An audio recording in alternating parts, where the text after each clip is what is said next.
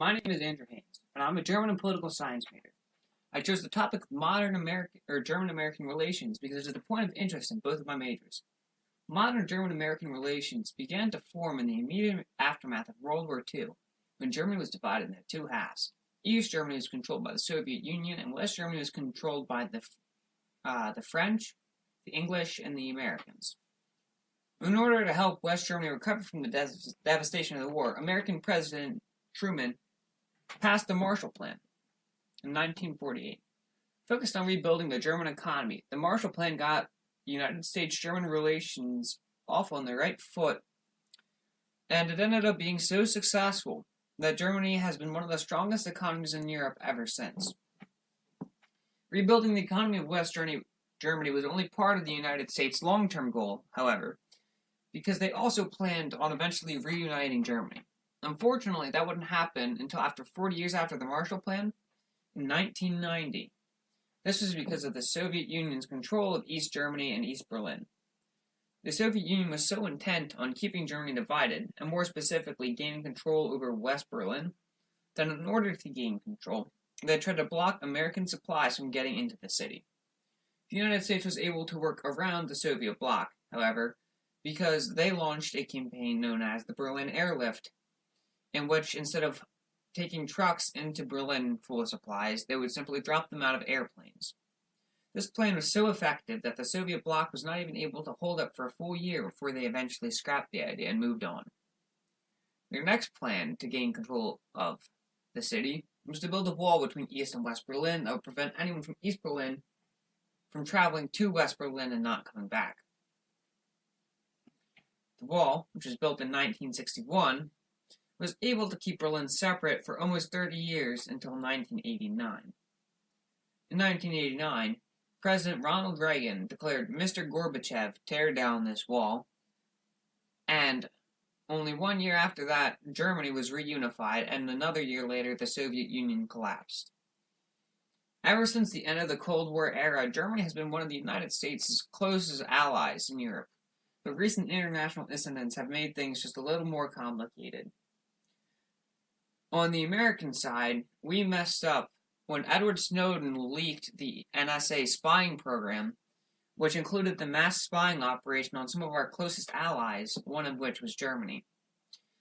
Angela Merkel was very clear, as the Chancellor of Germany, that she was very offended that the United States would feel the need to spy on one of its closest allies.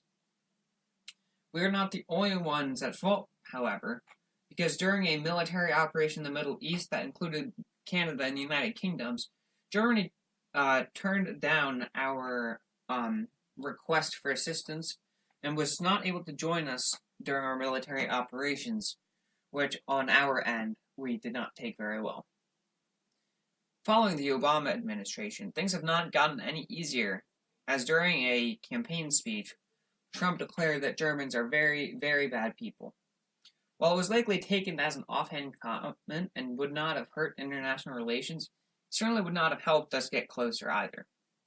In summary, the United States and Germany have maintained a close friendship for 70 years, and it is unlikely that it will change anytime soon. A few additional agreements that the United States and that Germany have had with each other is on the Paris Climate Accord.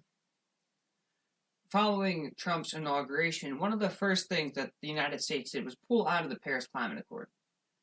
While it was a non-binding move, and we can rejoin it later should we decide to, being one of the most environmentally friendly countries on the planet, Germany was very upset by our decision to leave the accord, even though Trump's opinion was that we could decide for ourselves what was best for the environment rather than following an international rule set. Another issue that has come up very recently is the issue with Syria. While the United States has recently begun to intervene in the Syrian situation, it is not the way that Germany would have liked. Germany, along with several other countries from the United Nations, was very upset and outspoken about the United States' unwillingness to take Syrian immigrants following their civil war. This is because Germany, along with Sweden, are the two leading host countries for such immigrants. the United States refused to take more than 100,000, which is an extremely low amount in comparison to most European countries, especially given the size of the land that we have available for them to live on. And instead we chose to intervene militaristically in Syria, similar to the way we did in Iran and Iraq and Afghanistan.